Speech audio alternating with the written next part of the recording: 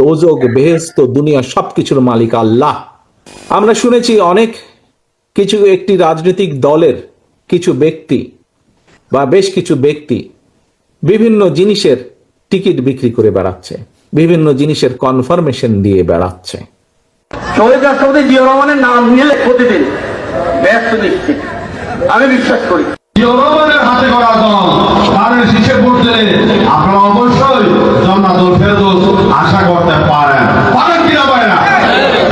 আমরা ধানের শীষে ভোট দিলে আমরা জান্নাত পাবো, এটা আমরা বলতে পারি।